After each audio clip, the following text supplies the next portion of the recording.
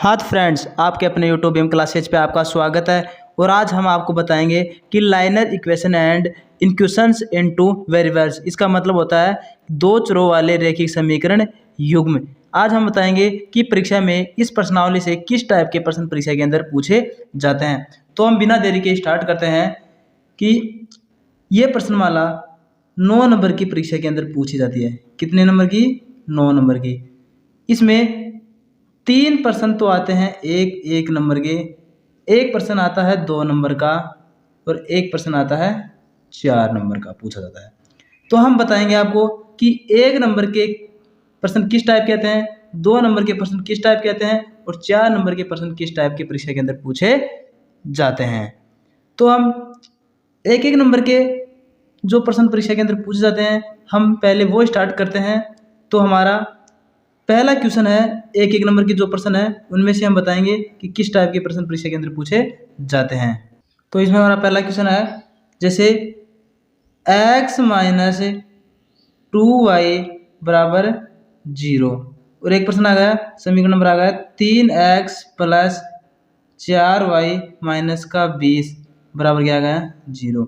अब इस टाइप का प्रश्न देगा और इसमें पूछेगा कि निम्न समीकरण में किस प्रकार का ये हल है। तो ये किस प्रकार का हल है, तो यदि हम बात करें कि परीक्षा में कौन कौन से हल है जो परीक्षा के अंदर पूछे जाते हैं, तो एक तो होता है अद्वितीय हल,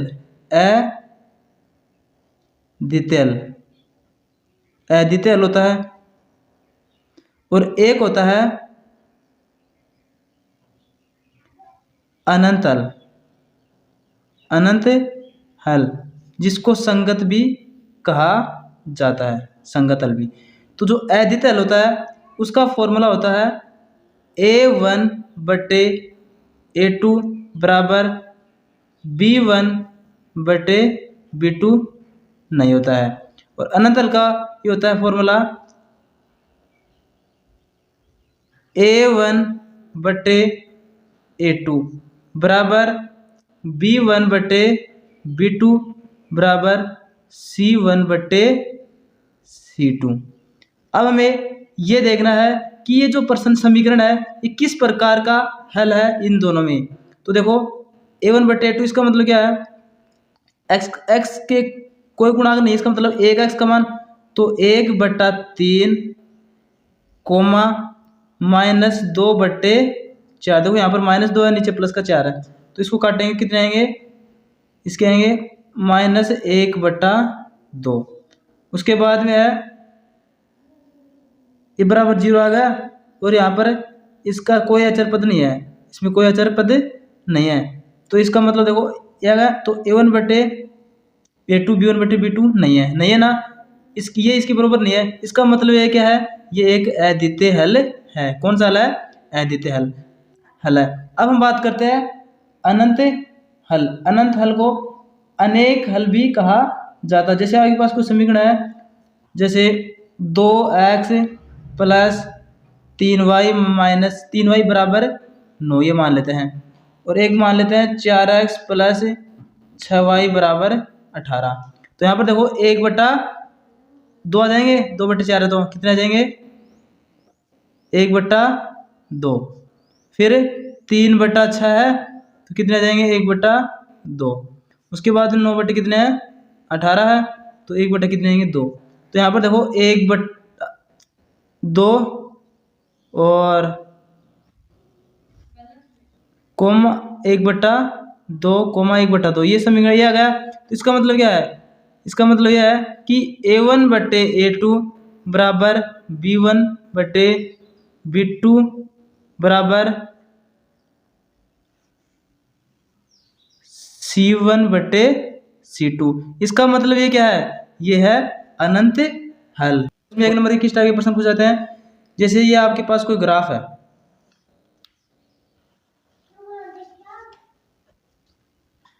इसमें ये तो है y और यह है y डैश, यह x,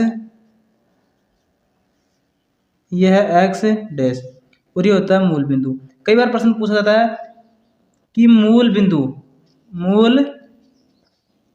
मोस्ट प्रश्न है कि मूल बिंदु के निर्देशांक क्या होते हैं। तो मूल बिंदु के निर्देशांक होते हैं 0,0। क्या होते हैं मूल बिंदु के निर्देशांक? 0,0 होते हैं।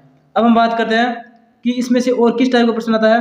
तो इसमें देखो प्रश्न कई बार पूछा है, जैसे आपके पास कोई दो बिंदु है 2,1, ये आपके पास कोई बिंदु है और इस बिंदु में ये पूछ लेगा कि ये किस चतुर्थांश में स्थित है, किस चतुर्थांश में स्थित है। तो मैं आपको चतुर्थांश बता देता हूँ।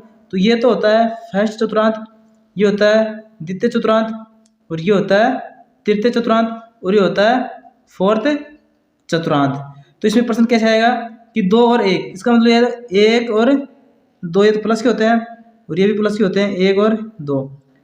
ठीक है, तो आप देखो 2 और 1, ये तो x का मान है 2 और 1 यहाँ पर बिंदु आएगी। इसका मतलब क्या है, ये प्रथम चतुर्थांश में स्थित है। किस चतुर्थांश में स्थित है? फर्स्ट चतुर्थांश में स्थित है। तो इस टाइप के एक नंबर की परीक्षा के अंदर प्रश्न पूछे जाते हैं। अब हम बात करते हैं कि 2 नंबर की किस टाइप के प्रश्न परीक्षा के अंदर पूछे जाते हैं। तो फ्रेंड्स हम सबसे पहले स्टार्ट करते हैं प्रतिस्थापन विधि। तो जैसे हमारे पास कोई समीकरण है 7x माइनस 15y बराबर 2 और दूसरा समीकरण है x प्लस 2y बराबर 3 बराबर 3। अब हम क्या करते हैं कि प्रतिस्थापन विधि का सीधा सा तरीका है कि हम x और y इन दोनों पदों में हम एक पद को बराबर करते हैं। जैसे इसको गुणा कर देते हैं 1 से और इसको गुणा कर देते हैं 7 से। अब इसको 1 से गुणा करेंगे तो समीकरण पर कोई प्रभाव नहीं पड़ेगा। तो 7x माइनस 15y बराबर 2, ये इसको मान लेते हैं समीकरण नंबर 3। ये तो समीकरण नंबर 1 है और ये समीकरण नंबर 2 है। अब क्या करते हैं कि इसको 7 से गुणा करेंगे तो 7 दूनी 7x प्लस 7 दूनी 14y बराबर 7 ही है 21, इसको मान लेते हैं समीकरण नंबर 4। अब क्या करेंगे समीकरण 3 व 4 से, समीकरण 3 व 4 से करेंगे तो 7x माइनस 15y बराबर 2, 7x प्लस 14y बराबर 21। अब इन दोनों समीकरणों का हमें हल करते हैं। तो हम जो नीचे का जो समीकरण है समीकरण नंबर 2, हम इस समीकरण का निशान चेंज करते हैं। तो प्लस है तो माइनस, प्लस है तो माइनस और प्लस है तो माइनस। तो 7x से 7x कैंसिल, तो अब कितने हो गए 15 माइनस के हैं और 14 माइनस के हैं, तो कितने हो गए, ये हो गए हमारे पास 29y। कितने हो गए माइनस के 29y और बराबर माइनस के 19। तो माइनस से माइनस कैंसिल, कितना हो गया 29y बराबर 19। अब देखो y का मान कितना आ गया हमारे पास, y बराबर आ गया y बराबर आ गया 19/29। y का मान कितना होगा 29। अब y का मान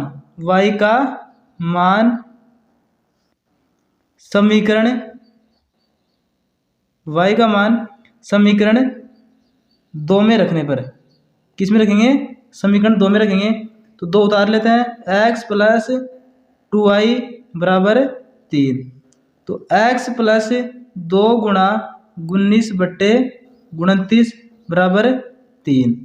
तो x बराबर 3 और ये प्लस के हैं तो इस तरफ आ जाएंगे माइनस के गुनी दूनी 38/29। तो x बराबर यहाँ पर लघुत्तम ले लेंगे, 1 कर दें तो यहाँ पर कितना है नीचे 29। तो 29 को हम पहले 3 से गुणा करेंगे लघुत्तम ले, तो 29 को 3 से गुणा कर लेते हैं। 9 3 27 का 7 हाथ पाई 2, 3 दूनी 6 2 8, कितने हो गए 187 माइनस 38। अब x बराबर 14 में से सॉरी इसके पास 7 में से 8 नहीं जाते तो इसके पास 8 के पास ही उधार लेंगे, 17 17 में से 8 गए कितने बच गए 9। और यहाँ पर कितने हो गए 7, 7 में से 3 गए कितने बचे 4, कितने बच गए 4 बच गए 7 और यहाँ पर कितने हैं 1। तो 149/29। तो हमारे पास x का मान आ गया 149/29। तो इस तरह से हम प्रतिस्थापन विधि को हल करते हैं। अब हम हल करते हैं विलोपन विधि को। हाँ तो हम स्टार्ट करते हैं विलोपन विधि।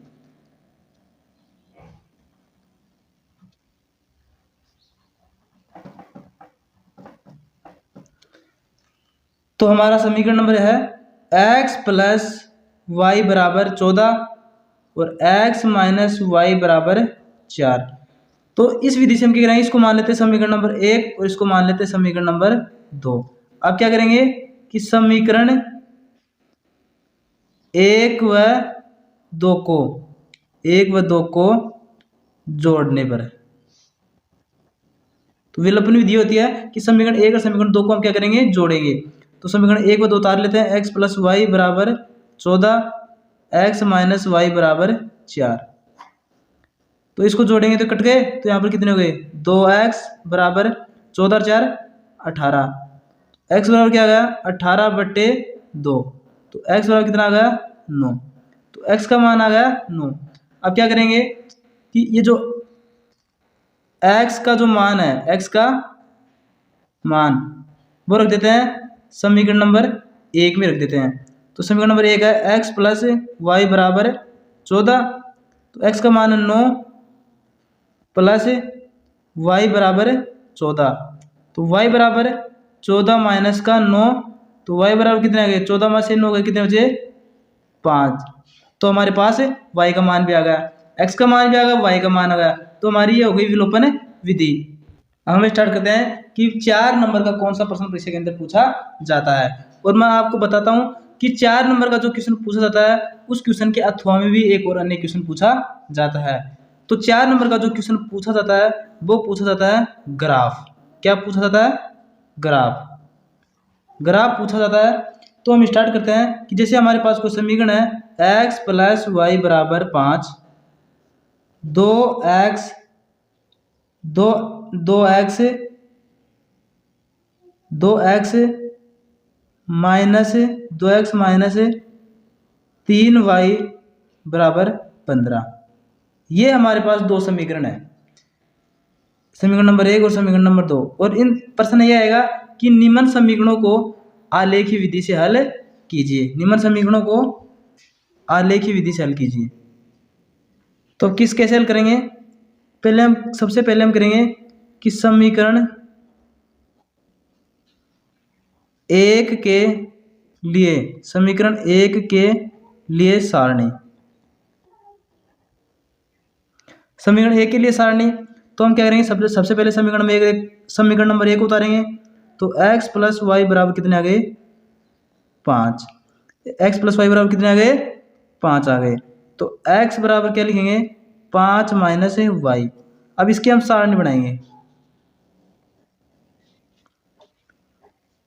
और हम सारणी की बात करें तो सारणी में 4 ही खाने होने चाहिए, जिसमें एक x आ गए और बाकी के कितने होने चाहिए, खाले 3 होने चाहिए खाने बाकी के। अब क्या करते हैं, इसमें y का मान रखेंगे और x का मान आएगा। जैसे हम y का मान रखेंगे यहाँ पर और यहाँ पर किसका मान आएगा, x का मान आएगा। तो हम y का मान 2 रखें, कितना, y का मान 2 रखें। तो 5 में से 2 गए, कितने बच गए, 3। तो x का मान कितना आ गया, 3। अब y का मान 3 रखेंगे तो 5 में से 3 गए, कितने बच गए, 2। तो x का मान कितना आ गया, 2। x का मान कितना आ गया, 2। अब हम यदि y का मान 4 रखें, कितना रखें, y का मान 4 रखें, तो 5 में से 4 गया, कितना बच गया, 1। तो x का मान कितना आ गया, 1 आ गया। अब हमारी समीकरण सारणी 1 कंप्लीट हो चुकी है। अब हम करते हैं समीकरण नंबर 2। समीकरण नंबर 2 के लिए सारणी,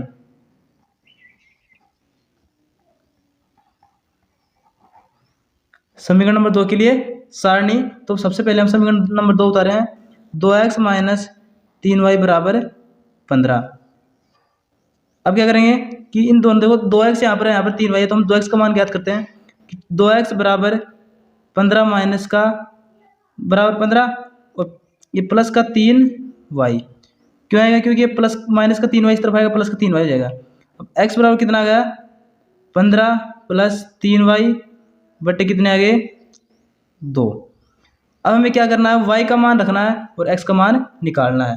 तो हम यहाँ पर उतार लेते हैं, खाने 4 हो गए, यहाँ पर x और यहाँ पर y। तो यहाँ पर हम x के लिखेंगे मान और यहाँ पर y के रखेंगे। तो कितना रखें y का मान, तो हम यहाँ पर यदि y का मान y का मान यदि यहाँ पर हम 1 रख लेते हैं, कितना रख लेते हैं y का मान, यदि हम यहाँ पर y का मान 1 रख लेंगे तो 3 एकम 3 और 15 3 कितने हो गए 18, 18 में 2 का भाग दिया तो कितना आ गया 9, x का मान कितना आ गया 9। अब हम y का मान यहाँ पर रखते हैं -1 रख दे y का मान, यदि -1 y का मान कितना रख देते हैं -1 रख देते हैं तो माइनस का 3 हो गए और 12 में से 3 गए कितने, सॉरी 15 में से 3 गए कितने बचे 12, और 12 में 2 का भाग दिया कितनी बार गया 6 बार गया, तो x का मान कितना आ गया 6 आ गया। तो अब हम यदि y का मान 3 रख दें, कितना रख दें y का मान -3 रख दें, कितना रख दें -3, तो 3 तिया 9 और 15 में से 9 गए कितने बच गए 6, और 6 में 2 का भाग दिया कितना आ गया 3 आ गया, कितना आ गया 3 आ गया। तो y का मान -3, x का मान +3। अब हमारे पास हम सारणी 1 आ गई और सारणी 2 आ गई। अब हम इन दोनों सारणी के लिए क्या करेंगे, ग्राफ बनाएंगे। तो हमारा जैसे ये ग्राफ है, अब इसमें देखो x डैश का मान मैंने यहाँ तक क्यों लिखा है, क्योंकि x डैश का मान हमारे पास सारणी में नहीं आया है, और जो y को वो जो मान है वो 4 तक ही है, और x का जो मान है वो +9 तक हमारे पास है, इसलिए हमने ये ग्राफ बनाया है। अब इसमें हम समीकरण 1 से जो हमने सारणी बनाई थी वो सारणी क्या थी, वो सारणी ये थी, किसमें देखो ये सारणी थी, वो क्या थी, वो सारणी थी ये सारणी थी वो। तो हम पहले हम x + y = 5, x का मान 3 y का मान 2, ये पहले ये सारणी लेते हैं फिर ये सारणी लेते हैं। तो हम स्टार्ट करते हैं बिना देरी के। तो इसमें x का मान है 3, तो x का मान ये +3 है, और y का मान कितना है 2, तो y का मान 2 कहाँ पर बिंदु आएंगे, ये आ गया बिंदु 3,2। अब दूसरा है हमारा 2,3, तो ये 2 आ गया, और ये y का मान कितना आ गया 3, तो 2,3। अब यहाँ पर x का मान 1 और y का मान 4, तो x का मान 1 है और y का मान 4 कहाँ पर है, यहाँ पर, तो 1,4। अब आप देखो ये तीनों रेखाएं आपस में प्रतिच्छेद कर रही है। यदि तीनों रेखाएं आपस में प्रतिच्छेद करेगी, इसका तीनों रेखाएं आपस में प्रतिच्छेद करेगी, तो इसका मतलब यह है कि ये पहला जो समीकरण है वो हमारा एकदम सही है। फिर हम क्या करते हैं कि ये जो हमारा समीकरण है पहला x + y = 5, ये यहाँ पर उतार लेते हैं, x + y = 5। तो इसका मतलब ये हमारा पहला जो समीकरण है वो एकदम सही है। अब हम करते हैं समीकरण नंबर 2 से जो सारणी बनाई थी उसकी चर्चा। तो इसमें देखो क्या है कि x का मान तो 9 है, x का मान तो 9 है और y का मान 1 है, तो बिंदु हमारी कहाँ पर आएगी, ये आएगी 9,1। उसके बाद में x का मान है 6 - 1, x का मान तो दे रखा है 6, ये आ गया, और y का मान दे रखा है -1, तो नीचे आएगा, तो -1 यहाँ पर आएगा 6,-1। उसके बाद x का मान है +3, तो +3 यहाँ पर है, और y का मान कितना है -3, तो यहाँ पर आएगा लगभग 3,-3। अब यहाँ पर देखो ये तीनों रेखाएं आपस में प्रतिच्छेद कर रही है। इसका मतलब क्या है, इसका मतलब यह है कि हमारा समीकरण नंबर 2 भी क्या है, सही है। तो हम समीकरण नंबर 2 यहाँ पर उतार लेते हैं, 2x - 3y = 15। अब उसके बाद में हम क्या लिखते हैं, उसके बाद में हम लिखते हैं पैमाना। इस डब्बे में लिखेंगे पैमाना। तो हमारा पैमाना क्या होता है, एक इकाई बराबर क्या होता है 1 सेंटीमीटर। तो हमें पैमाना ये लिखना है 1 इकाई = 1 सेंटीमीटर। तो जो हमारी दो चरों वाले रैखिक समीकरण युग्म है वो हमारी कंप्लीट हो चुकी है। यदि आपको हमारी वीडियो अच्छी लगी तो हमारी वीडियो को लाइक, सब्सक्राइब और शेयर करना। जय हिंद, जय भारत, जय भीम।